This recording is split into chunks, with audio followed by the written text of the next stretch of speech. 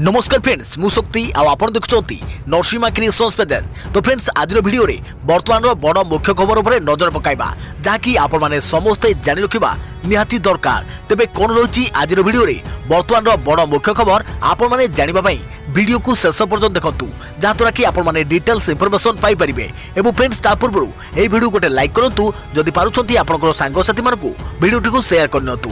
जदि फ्रेंड्स आपण माने आमो चैनल ने नुआ ही वीडियो देखुछंती पूर्वरु केबे भी हमरो चैनल को सब्सक्राइब करनाती तबे निहाती चैनल को सब्सक्राइब करे सहित पाखरे आस्तुवा बेल आइकन को बजाय रखतांतु। तो फ्रेंड्स नंबर 1 रहिछि अग्निपथ को नै भूल सूचना देउथिले सावधान सरकार नेले कड़ा कार्यानुष्ठान 35 व्हाट्सएप ग्रुप बैन 10 जन गिरफ। अग्निपथ योजना को नहीं सारा देश में निया जलुवा बेले सरकार पक्षर आरंभ होइछि कार्यानुष्ठान पर्व। अग्निपथ योजना को नहीं युव वर्ग रास्ता को ओह्लाई बेले प्रदर्शन जारी रखिछंती। एपरिकी विभिन्न स्थान में भंगारुजा करने सह प्रदर्शन को हिंसक करुछंती। हजार हजार छात्र छात्री प्रदर्शन पर एकाठी होउछंती। आउ एसबु भितरे अग्निपथ योजना को नहीं भूल सूचना देउथुवा 35 व्हाट्सएप ग्रुप को बैन करिछंती सरकार। या छड़ा विरोध प्रदर्शन करुवा और भ्रमित सूचना देवा अभियोग 10 जन को गिरफ कर जाइछि। तेबे एसबु भितरे अग्निपथ योजना को नहीं सारा देश में निया जलुवा बेले भारतीय सेना कड़ा अभिमुख्य देखाइछे। विक्षोभकारी को कड़ा चेतावनी देई सेना कहिछे कौनसी परिस्थिति भी योजना को प्रत्याहार कराजिबो नाही। प्रतिवादकारी होइथुवा प्रश्नर उत्तर देई सेना अधिकारी माने कहिसंती जे आशायी विरोध में मामला रुजु होइथिबो सेमानकु नियुक्ति मिलिबो नाही, सेमानकु पुलिस सर्टिफिकेट आनिबाकु पड़िबो। भारतीय सेनार एही अधिकारी माने सांबादिक सम्मेलन रे स्पष्ट करी कहिसंती भारतीय सेनार हाराहारी बयस कम हेबा दरकार। या छड़ा अग्निपथ को नहीं देखा देइथिबा द्वंद्व को दूर करने को सेना पक्षर प्रयास करा जाइछे। देखा प्रति खबर बेंगलोर T20 मैच रे वर्षा बाधक बातिल है शेष मैच सीरीज बराबर कले भारत दक्षिण आफ्रिका। भारत दक्षिण आफ्रिका पंचम T20 रे वर्षा साजिला बाधक 2-2 सीरीज बराबर। शेष T20 मैच रे वर्षा कारण रद्द होइछि मैच। यह सीरीज रो शेष मैच थिबा बेले एथिरे विजयी हुई सीरीज कब्जा करने लक्ष्य रही उभय दल, किंतु लगान वर्षा कारण मैच को आधारू बातिल कर जाइछे। शेष T20 मैच रे टॉस जीति प्रथमे बोलिंग निष्पत्ति नैथिला दक्षिण आफ्रिका, किंतु प्रथमरु आक्रामणात्मक खेलिथिला भारत। प्रथम ओभर रे ही 2टी छक्का मारी बड़ स्कोर करिवार संकेत देइथिला टीम इंडिया, किंतु 2 ओभर रु ही खेलर मोड़ दक्षिण आफ्रिका सफेक को बुलीथिला। एनगिडी लगातार 2 ओभर रे 2 विकेट नै भारत को बैकबुट को ठेली देइथिला। आउ एही समय आरंभ होइथिला वर्षा। दलर स्कोर 3.3 ओभर रे 28 रन होइथवा बेले वर्षा कारणरू पैविलियन को फेरिथिला टीम इंडिया। आउ यहाँ पर वर्षा थमिबार ना नै नथिला। दीर्घ समय अपेक्षा करिया परे शेष में 9:40 मिनिट रे मैच को बातिल करने को निष्पत्ति नैथिले अंपायर। देखा प्रति खबर पाकिस्तान होश उड़ाइला अग्निपथ। पाकिस्तान गणमाध्यम जोरदार चर्चा सेना नियुक्तिर नुआ प्रक्रिया अग्निपथ योजना को नहीं देश में विभिन्न स्थान में विरोध प्रदर्शन चली। सेपटे पाकिस्तान मीडिया रे मोदी सरकार को यही मास्टर स्ट्रोक को नहीं आलोचना और वितर्क चली। भारतीय सेना नियुक्ति को नहीं मोदी सरकार को अग्निपथ योजना पड़ोसी पाकिस्तान होश उड़ाई देलानी। पाकिस्तान मीडिया रे अग्निपथ योजना को नहीं जोरदार आलोचना और वितर्क होउछे। भारत में अग्निपथ योजना को नहीं जेभली चर्चा चली पड़ोसी पाकिस्तान में तर्क वितर्क देखा मिली। पाकिस्तानी टीवी चैनल रे भारत सरकार को अग्निपथ योजना को नहीं वितर्क कार्य होउछे। तेबे पाकिस्तान राजनेता और सामरिक विशारद आलोचना रे भाग नहीं शंका जाहिर करुछंती। पीओके दखल पर भारत हुए तो यही योजना करिथाई पारे। पाकिस्तान टीवी डिबेट रे भारतर सैन्य शक्ति को युवा शक्ति रे परिणत करने को आरंभ होइतवा योजनार कुपरिणाम पाकिस्तान को भोगवाक पड़िबो एभली आशंका करुछंती पाकिस्तान नेता। तेबे परिवर्तित परिस्थिति को देखि पाकिस्तान काहेकि पदक्षेप नहीं पारु नाहंती बोली डिबेट रे सरकार को प्रश्न करुछंती। भारत पड़ोसी पाकिस्तान सदा सर्वदा भारत रे विशेषकर काश्मीर घाटी रे अस्थिरता सृष्टि करिवार मंद उद्देश्य नहीं काम करि आसुछे। आउ एबे अग्निपथ योजना जरिया रे युवा शक्ति को सामिल उद्यम को सहजरे ग्रहण करि पारु नहीं पाकिस्तान। देखे प्रति खबर गीत सुनुछि गाई गाई गुहाल रे पंखा और म्यूजिक सिस्टम लगाइछंती चासी। गीत सुनुछि गाई कथाटी आश्चर्य लागुथिले भी सत। नियालीर जणे युव चासी गोपालन करिछंती। गाई उद्दिष्ट गुहाल रे गाई माने गीत शुणा लगाई 2टी स्पीकर। यह गाई बाछुरी पंखा व्यवस्था करिसेंती। एही फार्म रे हॉलिस्टन सिंधिरी एवं क्रॉसब्रीड भली उन्नत मानर 12टी गाई अछंती। प्रतिदिन 80 लिटर क्षीर उत्पादन करी लिटर पिछा 30 रु 35 टंका बिक्री करुछंती मनोरंजन। फल मनोरंजन मासकु 72,000 रु 80,000 टंका रोजगार करुछंती। केवल सेतिक नुहे किपरि कम खर्च रे गोखाद्य देहेब सेथिपई फार्म निकटरे घास चाष करिछंती। या सब बाड़ी रे जैविक पद्धति रे साग अमृतभंडा नड़िया चाष करुछंती। कथार अच्छी अद्यम इच्छा शक्ति निष्ठा और आत्मविश्वास बल असंभव को संभव करी हुए आउ प्रमाण करी देखाइछंती कटक जिला नियाली निकटस्थ गोविंदपुर गाँव मनोरंजन बेहेरा। देखा प्रवृत्ति खबर रांची विमानबंदर ओएसयू को करागला स्वागत। भिड़ भितर पड़ा पाकिस्तान जिंदाबाद नारा। एआईएमआईएम मुख्य असदुद्दीन ओएसयू को रांची विमानबंदर स्वागत कला बेले सुबिला पाकिस्तान जिंदाबाद नारा। मांडार विधानसभा आसन में उपनिर्वाचन में प्रचार पाई झारखंड में पहुंची असदुद्दीन। दलर विधायक प्रार्थी देव कुमार धनक प्रचार मैदान को ओह्लैथिले असदुद्दीन। प्रचार मैदान को ओह्लैबा पूर्व झारखंड विमानबंदर असदुद्दीन को दलीय कार्यकर्ता स्वागत करने सह पाछोटी नहीं। एह समय प्रशंसक माने असदुद्दीन जिंदाबाद नारा पकाउथिले। आ भितर किछि व्यक्ति पाकिस्तान जिंदाबाद नारा पकाउथवार देखा मिलता। तेबे पाकिस्तान जिंदाबाद नारा किए और कहीं पकाइला से बाबद में कौन स्पष्ट सूचना मिल पारि नाही। तेबे एभली नारा पड़ा पर असदुद्दीन प्रचार को नहीं विवाद आरंभ होइछे। देखा प्रवृत्ति खबर अग्निपथ योजना वर्ष को मिल 30 दिन छुट्टी कैंटीन सुविधा हेब उपलब्ध। वायुसेना जारी कला संपूर्ण तथ्य। अग्निपथ योजना नहीं वायुसेना जारी कला संपूर्ण तथ्य। केंद्र सरकार पक्षरु सशस्त्र सीमा बल में भर्ती पाई होइतबा एही नुआ योजना को नहीं विरोध होइतबा बेले भारतीय वायुसेना एही योजना संपर्कित पूरा तथ्य जारी करिछे। एही योजना रे भारतीय वायुसेना रे 4 वर्ष पई भर्ती हेबो। अग्निवीर को वर्ष रे 30 दिन छुट्टी मिलिबो। या सहित कैंटीन सुविधा मध्य उपलब्ध हेबो। वायुसेना पक्षरु सेमानकु यूनिफॉर्म अलाउंस बीमा मध्य प्रदान करे जिवो। सारा देश रे युवगोष्ठी एही योजनार विरोध करुछंती। केंद्र सरकार 3 सेना रे नियुक्ति नहीं एही योजनार शुभारंभ करिथबा बेले सारा देश रे एहाकु नहीं जोरदार प्रदर्शन हेउछि। तेबे योजना बाबद रे समस्त तथ्य पहुंचाइबा पई बारंबार चेष्टा करा जाउछि। एही क्रम रे वायुसेना योजना सह जड़ित पूरा तथ्य को सामना को आनिछि।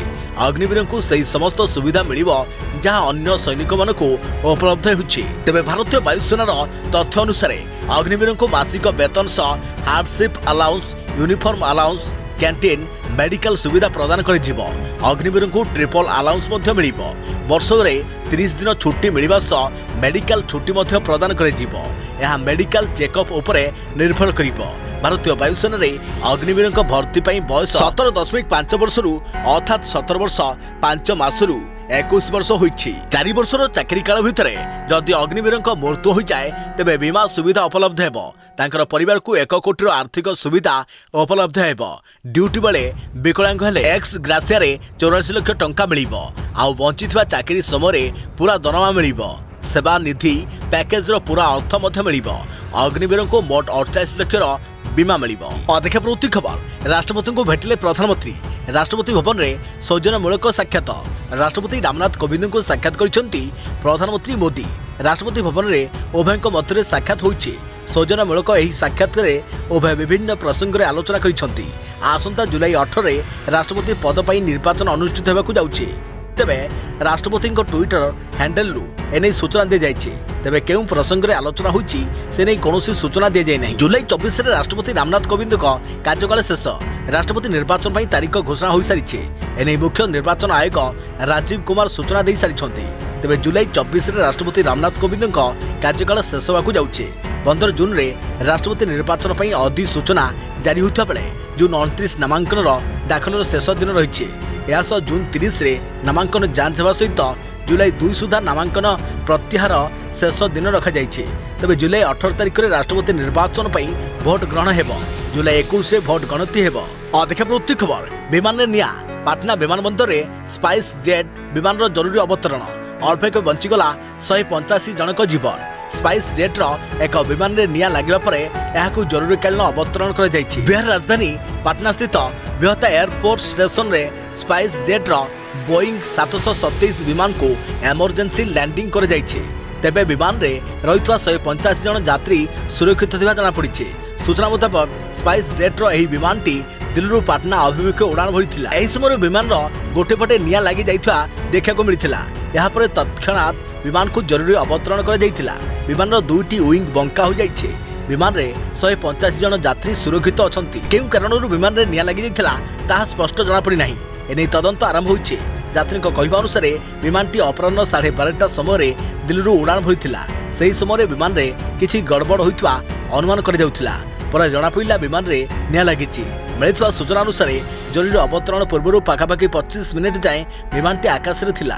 खबर तितल विधायक एवं तांकर प्रेमिका विवाह विवाद रे रोचक मोड़ भाइराल होउछि ऑडियो। तितल विधायक विजय शंकर दास और तांकर प्रेमिका सोमालिका दासंक विवाह को नहीं अड़ुआ बढ़ी बढ़ी चली। तेज अड़ुआ बढ़ी चलता बेले आज सोशल मीडिया यह संपर्क एक ऑडियो भाइराल होगा घटना यह अधिक रोचक करिछि। दुई जन व्यक्ति मध्य फोन रे कथोपकथन होउथवा एही ऑडियो रे जैनक व्यक्ति विधायक को अश्लील भाषा रे गाली देउथवा सह तांको हत्या करिया पई धमक मध्य देउछंती। तेबे एही व्यक्ति किए एमानकर एही घटना सहित कोन रहिछि ता संपर्क ताहा जଣା पड़ी नाही। तेबे एही विवादीय ऑडियोटी भाइराल होबा परे साधारण अधिक चर्चार विषय पलटिछि। एही बाबद रे विधायक विजय शंकर दासंक सह जोगाजोग करबाकू एही धमक ऑडियो तांकर हस्तगत हेबा परे से भयभीत होई पड़िथवार कहिसंती। तेबे विधायकों विवाह घटना सारा राज्य में आलोचनार विषय पलटिथिबा बेले एही समय सोशल मीडिया रे ए मोबाइल से मोबाइल को घूरी बुलुथवा एही भाइराल ऑडियो कहार स्वर से बाबद रे जଣା पड़ी नाही। अधम अधेखे प्रवृत्ति खबर ओडिशा रे पुणी लागू होला महामारी आईन। राज्य में पुणी थे कोविड संक्रमण मामला वृद्धि पाइबा परे राज्य सरकार परवर्ती निर्देश पर्यंत महामारी आईन को लागू करिसेंती। तबे ओडिशा रे कोविड संक्रमण मामला ह्रास पाइबा परे चलित वर्ष मार्च 28 तारिख में राज्य सरकार विपर्यय परिचालना आईन 2005 रु कोविड को महामारी को बाद देवा नहीं विज्ञप्ति जारी करथिले। राज्य सरकार कोविड संक्रमण भयावहता को दृष्टि रखी 2020 मार्च 13 तारिख में यह महामारी घोषणा करथिले। एपटे राज्य स्वास्थ्य विभाग पक्षरु एने जारी निर्देशनामा रे कोविड संक्रांत मानव संबल बाबद खर्च को public health response fund PHRF रु तुलाइबाकू जिलापाल मानकू कहा जायछि। कोविड सर्विलांस और टेस्टिंग पई प्रत्येक जिले में गोटे गाड़ी 6 ब्लॉक रु अधिक हेले 2टी गाड़ी नियोजित करने को विभाग कहिछि। अन्य गाड़ी गुड़िक जिला और गोष्ठी स्वास्थ्य केन्द्र में आवश्यक अनुसार उपयोग हेबे। जदि अधिक संख्यक गाड़ी भड़ारे आसुथबा सेगुड़ी को तुरंत हटाइबाकू कहा जायछि। ओडिशा राज्य औषध निगम प्रति मासरे निजर चेन माध्यम जिलागुड़ी को रैपिड एंटीजेन किट VTM और RT-PCR किट जोगाण सुनिश्चित करेंगे। जदि जिला स्तर में यह उपकरण अभाव पड़े ताहले संपृक्त औषध निगमर जेनेराल मैनेजर सह जोगाजोग करी भुवनेश्वर को गाड़ी पठे एसबू उपकरण संग्रह करने को स्वास्थ्य विभाग कहिछे। सेहीपरि जिलागुड़िकर संक्रमण मामला वृद्धि पाइबार संभावना को दृष्टि रखी ICMR गाइडलाइन अनुसार आवश्यक संख्यक टेस्टिंग करने को कहा जायछि।